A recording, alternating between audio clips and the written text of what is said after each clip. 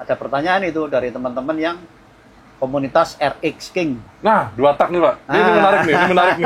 Ini menarik nih. Untuk motor-motor 2 tak ini efeknya apa Pak?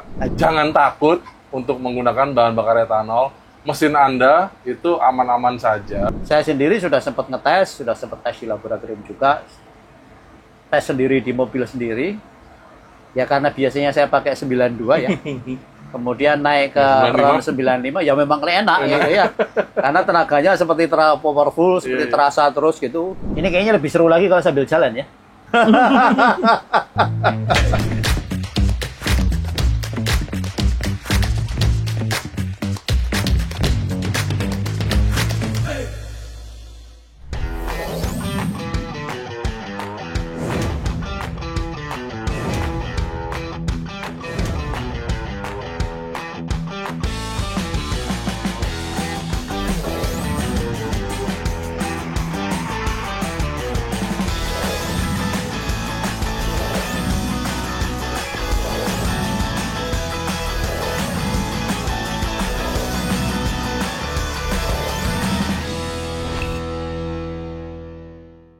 Selamat datang di Ramo Podcast, Rangga Mobile Podcast, dan kita akan ngobrol seru soal bahan bakar. Kali ini kita kedatangan tamu kehormatan kita dari ITB, Pak Tri Yuswijayanto. Selamat datang Pak di Ramo Podcast. Terima kasih sudah menyempatkan waktu di sela-sela kesibukan Pak Yus. Kita sekarang akan langsung nanya ke expertnya. Pak Yus ini seorang ahli di bidang konversi energi, Pak. Iya, betul. Teknik mesin. Jadi kalau ngomongin soal mesin udah nggak ada yang bisa dilawan lagi deh, Pak Yus nih. Pak Yus, kita pengen ngelihat apa ya fenomena akhir-akhir ini mengenai etanol di Indonesia dan ketersediaan bahan bakar, terutama gasolin nih Pak. Di Indonesia itu seperti apa, terutama di akhir tahun ini kan hampir semua SPBU swasta sudah kehabisan. Jadi teman-teman hanya bisa membeli gasolin di Pertamina saja. Nah, kemarin kami terus terang sudah bertemu dengan Pak Gazi Amin, mungkin Pak Yus juga kenal beliau, seorang konsultan perminyakan yang punya alat penguji oktan portable itu Pak, untuk on-site ya. Dan kita sudah cek oktan yang tersedia di beberapa SPBU di Jakarta ini. Jadi kalau dituang ke tangki kita itu berapa sih oktan aktualnya gitu.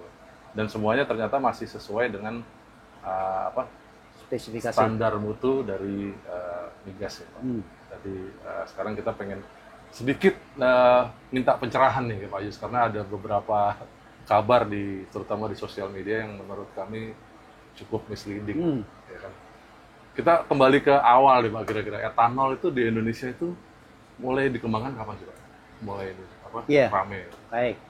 Jadi etanol kalau dilihat dari sisi keberadaan pabriknya ya, wah itu sudah dari zaman dulu sekali itu. Karena ayah saya itu ketika saya lahir itu udah memimpin pabrik spiritus dan etanol di Comal. Comal itu kota antara Pekalongan dan Pemalang. Pemalang ya. Kota kecil. Iya. Nah di situ ada pabrik etanol yang mengolah molase atau kalau orang Jawa bilang tetes ya. Tetes tebu. Sisa dari pabrik gula seragi untuk dikonversi menjadi etanol dan metanol. Kalau etanol waktu itu ya lebih banyak untuk konsumsi kosmetik, medis gitu kan. Kemudian untuk bahan pelarut gitu, tapi tidak untuk bahan bakar. Dan sebagian mungkin juga untuk campur ke minuman yang dikenai cukai untuk produk etanolnya. Selain itu juga diproduksi metanol. Kalau metanol itu dikasih warna biru, karena sebetulnya tidak layak untuk dikonsumsi manusia. Karena bisa mengakibatkan matanya buta. Nah, sehingga dikasihlah warna biru untuk membedakan. Nah itu salah dua ya dari produk yang tergolong alkohol. Nah kemudian kalau etanol di Indonesia sendiri ya memang belum banyak pabriknya ya. Sekarang yang mungkin terdeteksi cukup itu sekitar 3 sampai 4 pabrik. Yang total produksinya adalah 365.000 kiloliter atau 365 juta liter per tahun. Salah satu pabrik yang dimanfaatkan oleh Pertamina untuk mensuplai etanol, karena Pertamina kan sudah merilis produk yang namanya Pertamax Green E595, jadi mengandung etanol 5% sejak tahun 2023. Betul. Nah, pabrik yang mensuplai itu adalah Enero yang ada di Sidoarjo, Jawa anak Timur. usaha dari PTPN juga, PTPN 20 atau 21 gitu. Nah, karena produksinya hanya sekitar 100.000 liter per hari, maka tentu Pertamina juga menjadi terbatas untuk menjual produk E5 tersebut. Sehingga akhirnya dimulailah dari Surabaya dulu, baru kemudian ke Jakarta, karena bagaimanapun Jakarta kan pusat dari semua aktivitas ya. Iya. Sehingga kalau diperkenalkan di Jakarta, semoga masyarakat bisa lebih cepat untuk mengenal produk itu. Iya, betul. Baru kemudian menjalar ke Bandung, dan terakhir saya dengar mau ke Semarang juga untuk itu. Nah, sekarang ini E5 dari Pertamina itu sudah tersedia di 170 SPBU. Dan tanggapan dari masyarakatnya cukup positif. Saya sendiri sudah sempat ngetes, sudah sempat tes di laboratorium juga, tes sendiri di mobil sendiri. Ya karena biasanya saya pakai 92 ya. Kemudian naik ke RON 95, ya memang enak gitu ya. Karena tenaganya seperti powerful, seperti terasa terus gitu, powerful gitu, dan lebih irit juga gitu. Dan nyatanya juga udah sering kali saya nyoba, kendaraan saya nggak pernah ada masalah.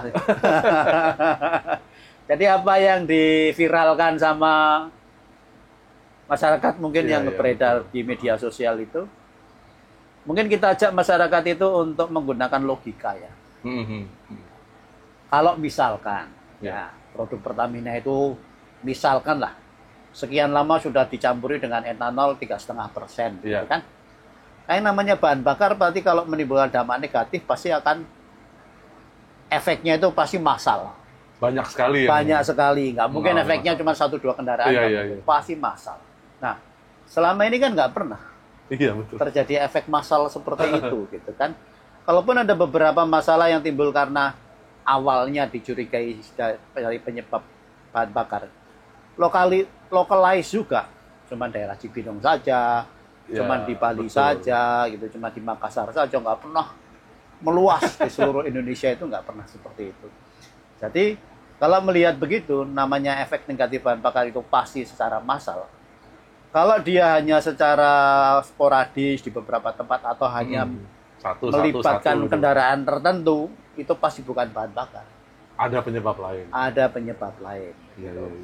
Tapi memang isunya memang cukup berbeda ya Pak. Itu apa? Kalau nggak salah, saya ingat waktu itu pemerintah mulai menggaungkan roadmap etanol itu sebelum 2010, 2008 ya.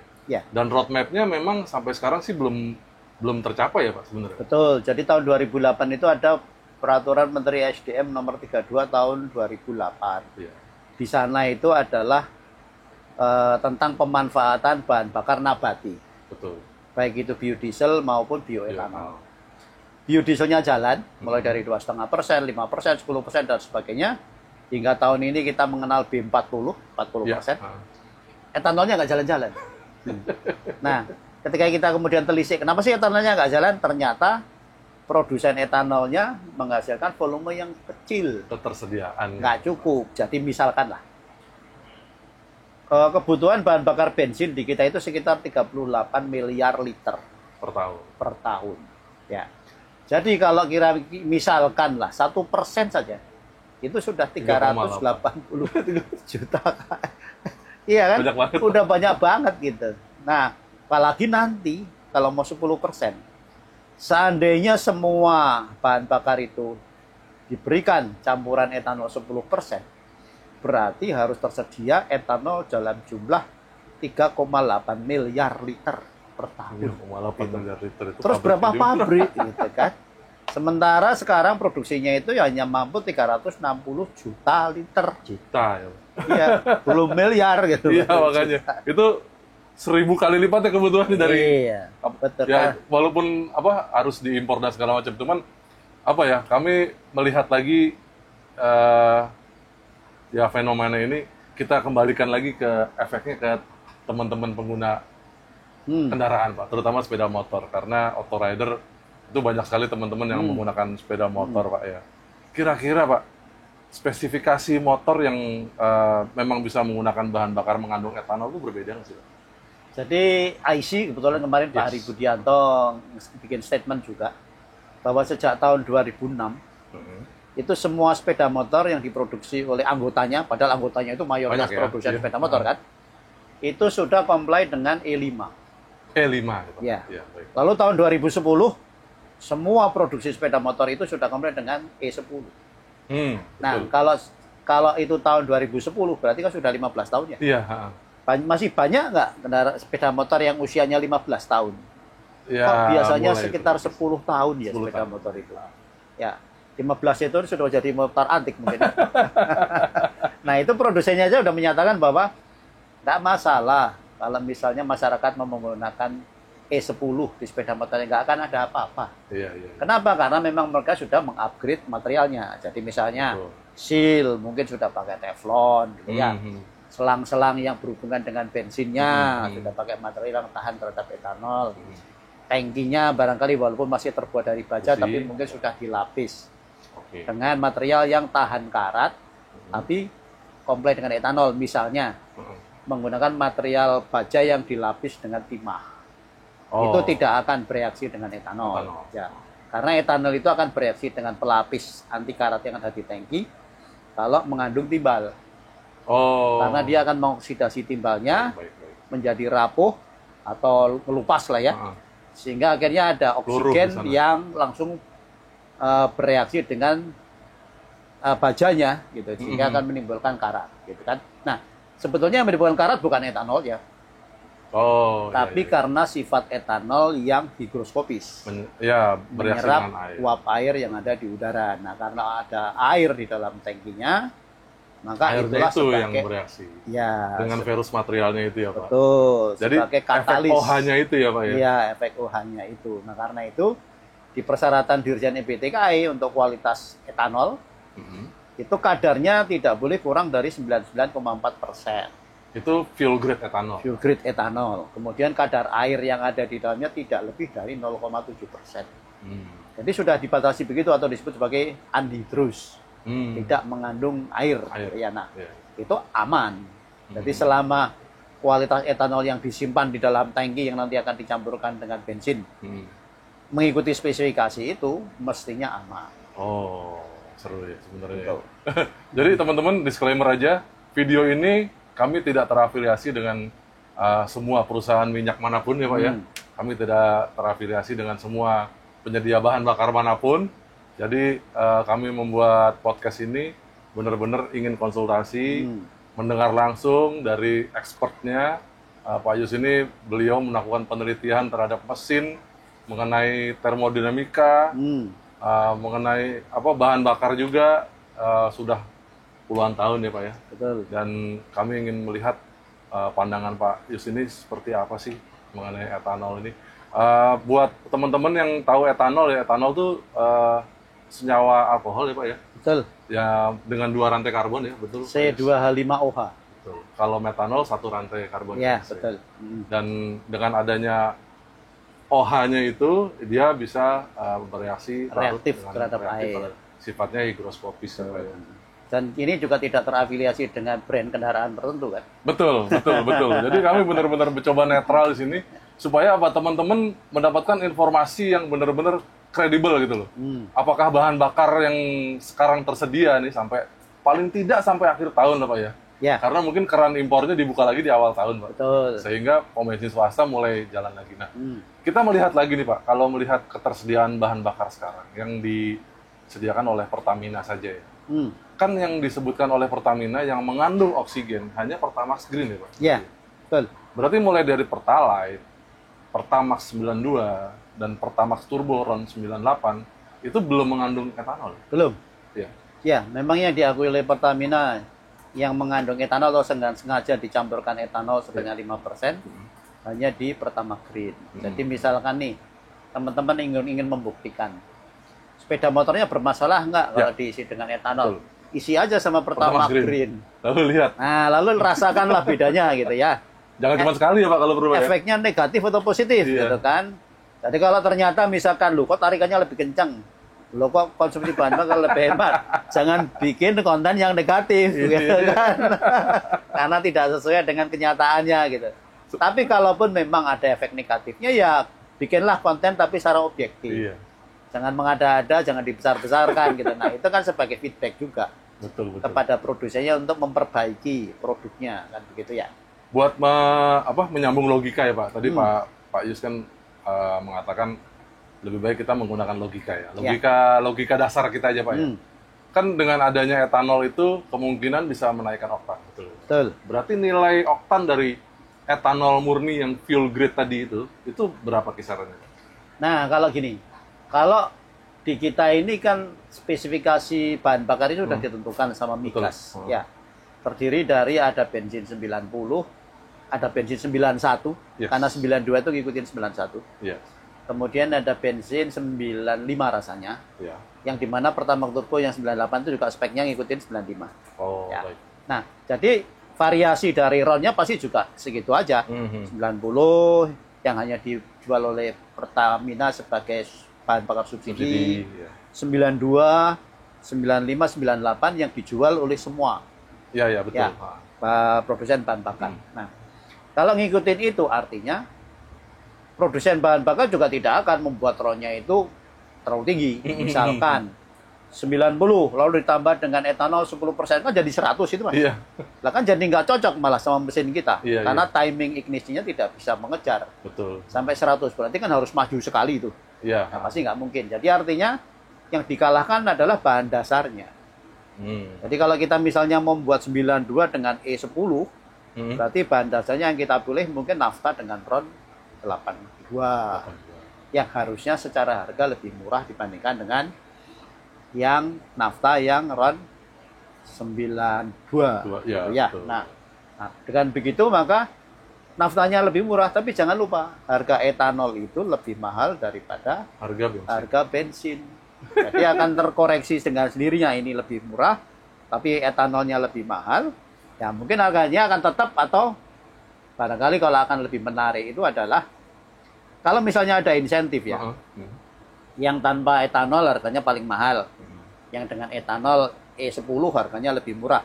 Nah mungkin masyarakat tertarik, karena dimanapun juga di dunia ini, orang ingin membeli bahan bakar itu dengan harga yang paling murah. Betul.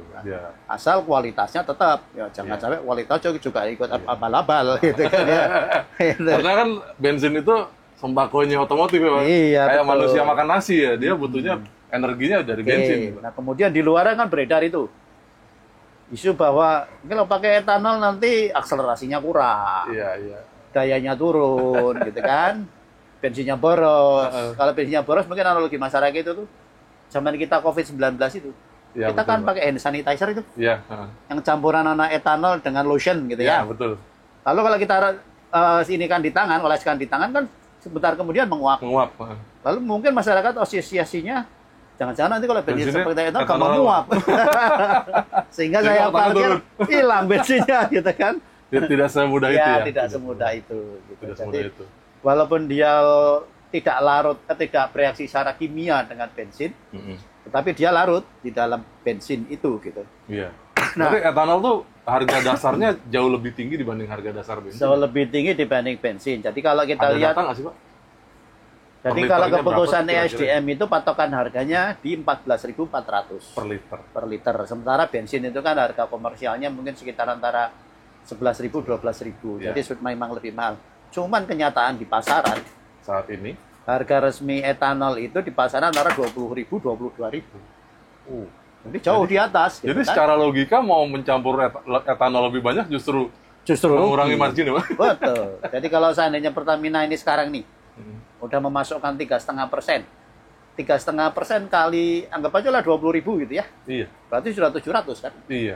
Betul. Berarti mengerus marginnya 700. Iya, secara dan ingat gitu. 700 itu dikalikan kalau yang Pertalite saja itu kan 32 juta KL, paling gede itu. Iya. Dari 38 miliar liter itu 32 miliar liternya adalah Pertalite. Iya, sisanya. Nah, kalau 32 miliar liter itu dikalikan dengan 700 tadi, wah udah berapa itu? Iya. Sisanya baru yang 6-nya lagi ya cuma sebagian kecil ya. Rasanya secara logika kok nggak mungkin ya. Pertamina mau berkurang marginnya dengan segitu banyak gitu kan? Iya bener. Iya kan? Iya. Tapi ngomong-ngomong ya Pak, kalau Pak Yus tadi bilang rata-rata Pak Prosudin Sepeda Motor sekarang sudah siap dengan etanol. Kami punya sebuah buku pedoman pemilik, Pak. Hmm. Itu ya kita sebut saja kami di kantor punya Honda CB, dan ternyata di dalamnya memang ada panduannya, Pak. Bisa menggunakan bahan bakar mengandung etanol sampai 10%. Berarti memang sudah dituliskan sebenarnya untuk motor-motor saat ini. Itu ya, buatan tahun berapa? baru, Pak. Kebetulan baru kita beli tahun ini. Jadi mungkin teman-teman yang punya motor di rumah punya buku panduan pemilik, silakan Coba lihat dibaca lagi. ya. Sudah dibaca belum bahwa memang sudah comply dengan paling tidak bisa menelan bahan bakar etanol bermengandung etanol 10%. Ya, cuman sayangnya masyarakat kita itu kalau membeli barang Nggak baca buku manualnya nggak pernah dibaca gitu kan. Beli Iya, HP iya, alah kayak HP yang kemarin juga paling gitu kan. Makanya, aduh, belum. kalau berdasarkan riset, optimumnya itu berapa sih, Pak, campuran etanol dalam bahan bakar? Dan gasolin? Kalau hanya 5% sebetulnya kurang stabil. Hmm. Jadi lebih bagus memang mulai dari 10. 10 itu lebih gitu. stabil. Iya. Terhadap performa atau gimana, Pak? Ya terhadap performa, terhadap campurannya sendiri, tidak baik. mudah terseparasi. Ya, ya, ya. E20 lebih bagus lagi. Oh, sampai 20% pun masih optimum ya, Pak? Ya, sampai 20% masih optimum. Karena kan batas kelarutan etanol di dalam bensin itu secara alami ya, tidak diintervensi dengan aditif dan sebagainya, itu sekitar 27. 27%? Makanya Brasil yang common use itu 27. Oh, India baik. juga India? 27. Oh, iya, iya. Thailand 20. Betul. Ya, Eropa yang wajib sekarang 10. 10. Amerika juga sama 10. Ya. Tapi di bawah 10 secara campuran kurang baik, kurang stabil. Oh, malah kurang stabil ya? Nah, teman-teman denger nih. Ini yang langsung ngomong langsung ahlinya. Jadi kami penasaran banget sebenarnya, Pak. Kalau misalnya kalau ada pabrikan yang menyebutnya di buku pedoman pemilik ya tadi ya. Kalau yang sebelum itu, Pak, misalnya kan 15 tahun lalu katakanlah ya, mulai 2010 sudah siap dengan kehadiran etanol. Kalau untuk motor-motor yang teman-teman yang masih miara motor lama nih, 4 tak juga gitu, apakah perlu penyesuaian, Pak? Ya mungkin karena tahapan dari implementasi ini kan juga masih butuh waktu ya. Ya. Mungkin dari sisi Kementerian Pertanian harus memberdayakan petani untuk mau menanam bahan baku yang akan digunakan untuk membuat etanol. Ini urusannya semua nih, Pak ya? Betul. Semua sektor nih, Pak? Mulai dari hulu sampai hilir. Ya, yang ingin mendirikan pabrik etanol, gitu kan. Ya. Jadi mulai dari petaninya, pabriknya. Kemudian dari si Pertamina sendiri. Ya. Sarfasnya kan harus disesuaikan juga. Betul. Misalnya breathernya yang berhubungan dengan udara luar harus dikasih sesuatu chemical yang bisa menyerap kelembapan udara. Kemudian juga di SPBU, gitu kan. Kemudian produsen kendaraan juga harus menyesuaikan. Nah, dalam hal ini kalau misalkan untuk kendaraan-kendaraan yang sebelum tahun 2000 untuk sepeda motor, atau sebelum tahun 2006 lah atau 2010 ya. Nah, mereka kan pasti akan menyediakan spare part aftermarket. Ya. Untuk mengganti spare part yang kira-kira tidak kompatibel dengan etanol. Jadi sejalan dengan waktu persiapan itu dilakukan.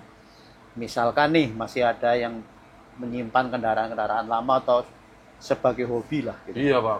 Maka mereka bisa mengganti ke bengkel untuk diganti. Saya mau diganti spare partnya yang kompatibel dengan etanol. Tapi mungkin memang populasinya nggak banyak motor-motor yang masih usianya 10 tahun ya, Pak. Misalnya ini ada banyak nih yang sekarang mainan Yamaha Mio, Honda Beat lama gitu, Pak. Ya, Honda C70 katakanlah. Kan mereka belum kompatibel pada saat mereka diproduksi gitu ya, Pak ya. Nah, mungkin juga ada pertanyaan itu dari teman-teman yang komunitas RX King. Nah, 2 tak nih, Pak. Ini menarik nih. Untuk motor-motor 2 tak ini efeknya apa, Pak? Nah, gini. Etanol itu kan punya 2 ekor lah ya. Ya. 1 ekor OH tadi yang reaktif terhadap air, 1 ekor yang C2H5 yang reaktif terhadap bensin. Bensin itu non-polar. Betul. Ekor yang C2H5 juga non-polar. Jadi karena itulah bisa bercampur. Betul. Bensin non-polar, oli juga non-polar. Betul. Sehingga etanol nggak akan bereaksi dengan oli.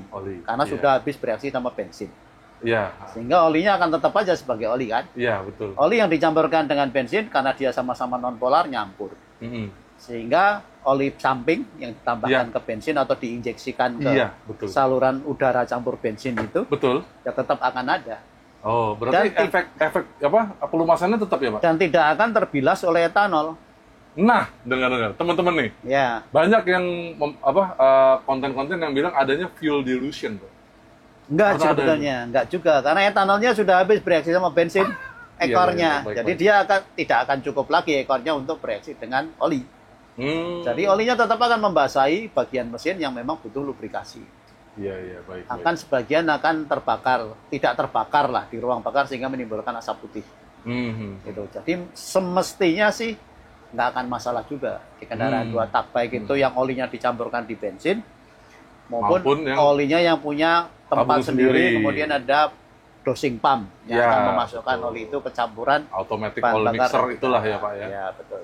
Mestinya sih nggak apa-apa. Oh, kalau terhadap komponen-komponennya, Pak, ini kan pada saat pembakaran di ruang bakar, berarti dia masih bisa melumasi dengan baik komponen-komponen di ruang bakar dan silindernya. Ya. Kalau di karburatornya kan ada mungkin spuyer yang berbahan besi dan segala macam karat-karat itu gimana? Kalau di spuyer kan kebetulan biasanya kalau karburator kan terbuatnya dari aluminium. Betul. Spuyer terbuatnya biasanya dari kuningan ya atau kuningan gitu. Ya. Nah, itu nggak apa-apa. Nggak masalah. Karena kalau yang etanolnya sendiri nggak masalah. Tapi kalau etanol itu ada airnya, itu yang akan menimbulkan masalah korosi. Cuman ada efek memang ketika dikabutkan di bahan bakar, namanya pengkabutan kan ada efek dingin ya. Betul. Nah, ada kemungkinan kelembapan udara itu akan terkondensasi di situ. Tapi kan dia akan masuk ke ruang bakar bersamaan dengan udara yang masuk. Nah, kalau masuk ke ruang bakar sekarang kelembapannya naik karena ada efek dari uap air yang terkondensasi di situ. Justru di ruang bakar itu menjadi jenuh. Betul. Jenuh dengan uap air. Iya.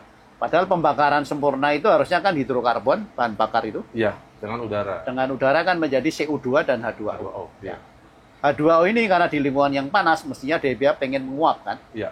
Tapi karena ruangannya sudah penuh dengan uap air, dia nggak bisa menguap lagi. Betul. Dia tetap bertahan sebagai H2O cair. Oh. Karena kalornya tidak terserap oleh H2O, berarti dia hasil pembakarannya lebih panas. Iya.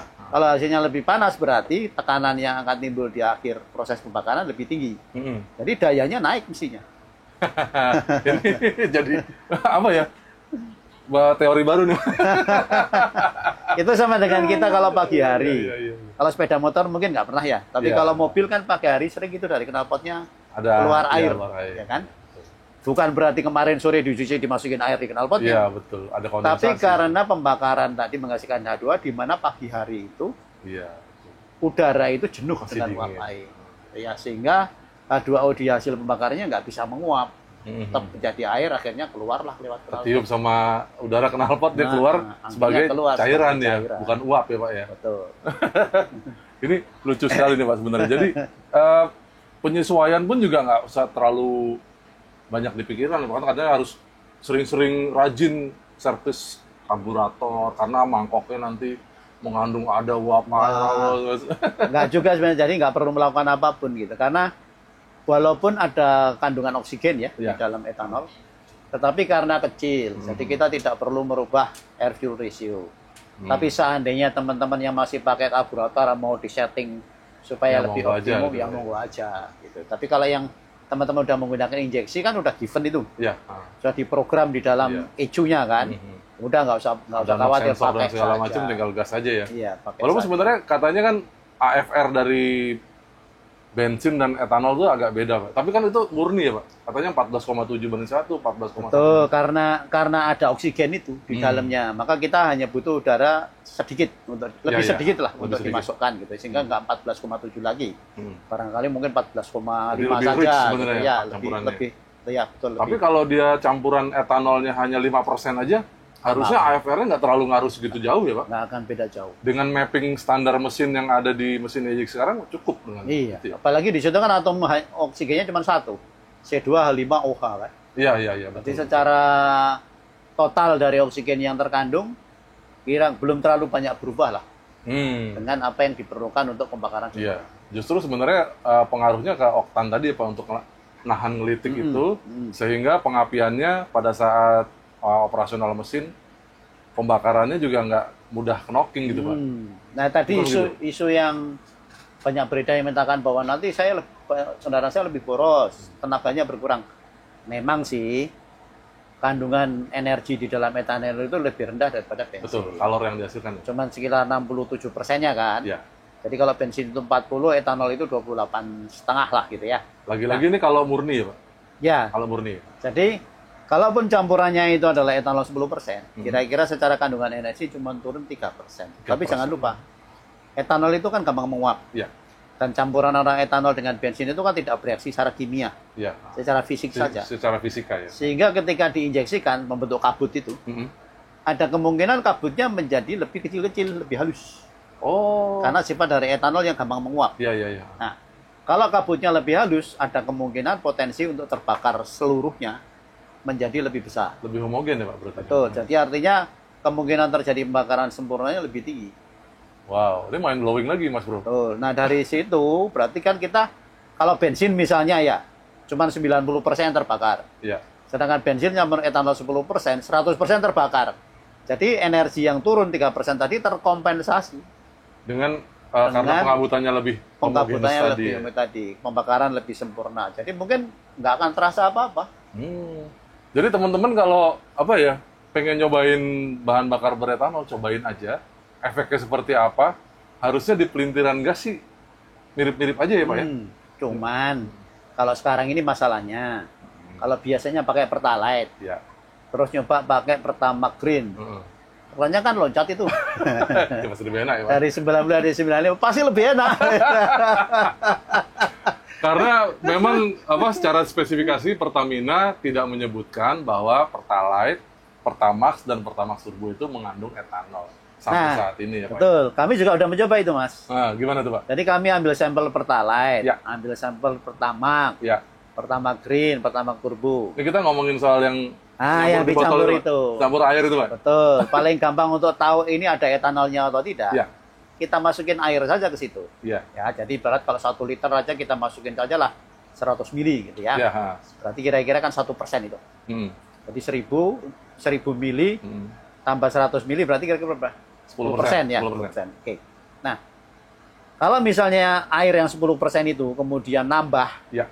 menjadi 2 kali lipatnya, Ya. bahkan mungkin jadi Berarti 5 ada kali kadar lipatnya, etanol yang larut di berarti situ. ada etanol yang larut sehingga menambahkan volume. Iya. Nah, itu yang kami coba Pertalite, Pertamax Turbo, nggak nambah-nambah. Jadi segitu aja Pak? Segitu aja airnya. Cuman Bastard, yang Mas. Pertamax Green, ya karena memang ada etanol Ada 5% etanol. kan. Nambahnya Nah, itu kelihatan. nambahnya kelihatan 2 kali lipat dari air yang kita masukkan. Oh, berarti 10%. Jadi 200 mili lah gitu ya. Hmm. Jadi kira-kira segitu. Karena Iya. etanolnya memang larut ke dalam. Nah, tapi jangan lupa, kalau terjadi fenomena begitu, berarti bensinnya turun ronnya. Yang di atas ya Pak? Iya, Iya, karena iya. kan etanol itu menambahkan ron. Ron, iya benar. Jadi teman-teman ya itu tadi Pak Yus sudah menyebutkan beliau juga ya karena beliau ini peneliti ya, jadi nyobain juga nyampur-nyampur air gitu ya Pak Yus ya. Jadi kalau di dalam tangki itu sebenarnya buat apa sih nyampur-nyampur gitu? Apakah di tangkinya memang ada air atau gimana gitu ya? Nggak ada. Kayaknya Ya. enggak seperti itu juga ya. Tuh, Pak dan Yus, ya? walaupun kita ini negara tropis, yang dikhawatirkan sama teman-teman itu, berarti uap air di udara kita itu banyak, 60-70%. Tapi jangan lupa Brasil itu juga negara tropis. Sama ya. Malah ada hutan Amazon kan. Iya. Nah, di mereka nggak masalah itu. Jadi implementasi etanol itu kita bisa belajar dari luar yang sudah banyak menggunakan itu. Iya betul. Beda dengan biodiesel dulu. Biodiesel kita kayaknya Kita nggak ada acuannya. Nggak ada acuan. Orang lain pakai biodiesel dari rapeseed yang bukan lemak jenuh. Oh berarti di luar tuh bukan pakai CPO, Bukan Pak? pakai CPO. Bukan pakai sawit? Karena nggak ada sawit di sana, Mas. Oh iya, Nggak benar. tumbuh. Iya, iya. Nah, kalau di FAME kita atau biodiesel kita itu kan fatty acid ya, Iya. lemak jenuh. Betul. Kalau rapeseed enggak, Mas. Jadi beda karakternya. Nah, kita Iya, dulu iya, kan iya. khawatir ketika pakai biodiesel, nanti jangan-jangan di tempat dingin membeku. Seperti hanya kalau kita beli minyak goreng Barco di supermarket kan putih itu. Ada buku, ada ya, ya. Ya, kemudian dipakai pulang ke rumah kan jadi kuning. Heeh. Karena di supermarket temperaturnya rendah Dingin. sehingga Ya, dia iya. membeku. Nah, dulu kan orang khawatir begitu. Jangan-jangan Iya. parkir di dia semalam besok nggak bisa di start. Iya, iya. Nyatanya enggak juga. Enggak juga. Kan? Iya, iya, betul, Pak. Jadi kalau biodiesel nggak ada gurunya, Mm-mm. kalau etanol sudah banyak gurunya. Kita banyak contohnya negara-negara lain dan ternyata pabrikan-pabrikan otomotif di dunia ya kalau di sepeda motor ya otomatis top 5-nya memang mereka sudah siap dengan bioetanol sejak 15 tahun yang lalu. Betul. Nah, Jadi bahkan Mas, ada industri mobil di sini yang memasok mesin untuk digunakan di Brasil dengan E100. Oh, saya tahu itu, Pak. Ya, itu diproduksi dari tahun 2005 sampai 2015. 10 tahun ya. 10 tahun. 10 tahun. Sampai setelah mereka, itu Brasilnya bisa produksi sendiri. Setelah itu pabrik yang sama di Brasil bisa produksi sendiri. Oh. Jadi kalau kita mau implementasi etanol, mereka itu sudah siap karena sudah punya pengalaman bikin mesin untuk etanol. Gitu. Pak, ini terakhir deh Pak sebelum kita tutup obrolan kita podcast kita kali ini. Komponen-komponen apa aja sih Pak yang berbeda pada saat mesin itu disiapkan untuk bensin bahan bakar dengan campuran etanol? Oke. Ada 2 grup Mas. Pertama adalah komponen yang mengandung karet alam. Betul. Itu akan kalau nggak mengalami pengerasan sehingga akhirnya pecah dan bocor atau melar. Seperti efeknya itu karetnya jadi pecah, getas atau melar. Atau melar. Melar itu seperti kalau kita karet belang dimasukin ke minyak tanah. Iya, jadi gede kan? Gitu ya, tapi kemudian elastisisitasnya kan berubah. Ya. Kedua adalah lem. Lem yang dipakai untuk ini gasket. Nah, itu belum tentu kompatibel sama etanol. Ibarat kita ibon itu. Kalau dia kena etanol kan jadi lunak lagi. Gasket itu ada di kepala silinder. Nah, kemudian yang satu lagi adalah dari sisi material logam. Jadi material logam itu ada potensi untuk terkorosi kalau etanolnya mengandung air. Kalau mengandung air. Kalau enggak ya enggak apa-apa. Gitu. Oh, jadi etanolnya tidak korosif. Ya. Tapi kalau ada air yang ikut di aliran itu, betul. Makanya ada industri kendaraan yang mungkin masih menggunakan teknologi lama, melapis tangkinya dengan lapisan anti korosi yang mengandung timbal. Nah, itu kemungkinan tidak comply untuk etanol. Karena oksigennya dari etanol itu bisa bereaksi dengan PB. Sehingga mengalami oksidasi dan akhirnya ngelupas. Kalau ngelupas pelindungnya artinya logamnya langsung bisa berinteraksi dengan oksigen sehingga muncul korosi gitu ya. Korosinya rontok jadi kayak lumpur di tangki bensin. Ya, nah sebetulnya sudah ada himbauan itu tahun 2012 untuk tidak lagi menggunakan material yang ada paduan timbalnya. Oh, itu untuk industri otomotif nasional di sini, Pak? Betul. Internasional malah. Oh, internasional? Ya. Dan dihimbau untuk menggunakan material pelapis lain seperti misalkan timah atau galvanize. Nah, itu akan tahan terhadap etanol. Jadi kalau tangkinya plastik lebih aman? Kalau itu lebih aman lagi. Ya, pasti tidak akan ada masalah. Jadi itu salah satu indikasi kendaraan kita itu comply nggak dengan etanol, antara lain lihat tangkinya. Kalau tangkinya terbuat dari resin, kira-kira pasti comply. Itu. Jadi tadi tangki bensin, selang-selang, gasket, ya, terus yang berkaitan sama logam, dan sebagainya. Kalau injektor itu termasuk yang ada ininya nggak Pak? Hubungannya juga nggak dengan? Mestinya enggak ya, karena kan injektor itu biasanya terbuat dari logam apa ya? Mungkin stainless steel atau apa, karena harus tahan panas juga kan? Iya. Mestinya sih enggak. Jadi apa katup-katup orifice-nya dan segala macam itu harusnya enggak terlalu ya. Jadi semua comply. Jadi pakainya juga aman-aman aja Pak ya. Ya kalau injektor kan sepeda motor dengan injektor itu kan mulai tahun 2013 ya. Iya, betul. Ketika industri sepeda motor mengadopsi Euro 3. Iya. Ya. Nah, kalau yang sudah Euro 3, padahal industri sepeda motor sudah mulai tahun 2010. Jadi pasti nggak ada apa-apa. Aman-aman aja. Jadi mungkin 2010 karburatornya juga udah nggak pakai karburator lagi. Iya. Wah, ini seru sekali perbincangan kita. Jadi teman-teman jangan takut untuk menggunakan bahan bakar etanol. Mesin Anda itu aman-aman saja untuk menggunakan. Ya itu seperti Pak Yus bilang, kalau mau coba aja deh, cari Pertamax Green. Memang belum banyak ya Pak ya, SPBU yang menyediakan di SPBU yang miliknya Pertamina. Yang Koko ya, dengan kode 31 ya? 31 ya. Yang biasanya dia warnanya biru ya Pak? Atau ya itu ada yang belum tentu juga ya. Karena kalau yang masih menyediakan Pertalite, itu biasanya warnanya merah ya? Iya, betul. Kalau yang tidak menyediakan Pertalite itu yang signature. Signature itu warnanya apa? Hijau. Biru hijau. Iya. Ya, itu nggak ada Pertalite-nya. Tapi kalau di Pondok Indah teman-teman, kalau di Pondok Indah itu ada SPBU. Ya. Itu ada 95. Pondok Indah, Kuningan, ya, Haryono. Ya. Nah, itu ada. Silahkan. Mungkin baru teman-teman di Jakarta, Surabaya, di mana lagi Pak? Yang Bandung. Bandung ya. Dan sudah ada ya? Akan Semarang. wah akan semarak. Ya silakan dicoba untuk membuktikan langsung bagaimana sih rasanya bahan bakar beretanol, karena spek Pertamina yang disebutkan mengandung etanol hanya Pertamax Green Oktan 95. Ya. Yang lainnya sampai saat ini Pertamina menyebut belum mengandung Etanol. Jadi mudah-mudahan video ini, podcast kita di Rangga Mobile Podcast ini bisa menjawab keresahan teman-teman seperti yang beredar di dunia maya saat ini, Pak. Mudah-mudahan bisa mencari pencerahan juga buat kita semua. Terima kasih Pak Yus sharingnya buat kita semua. Mudah-mudahan sehat-sehat selalu ya Pak. Amin. Mudah-mudahan di lain kesempatan kita bisa ngobrol-ngobrol lagi mengenai topik-topik yang lain. Dan kita akan jumpa lagi. Terima kasih buat yang sudah menonton. Sampai ketemu di Ramo Podcast kita berikutnya. Dah. Monggo Pak, diminum. Terima kasih banyak. Ini kayaknya lebih seru lagi kalau sambil jalan ya.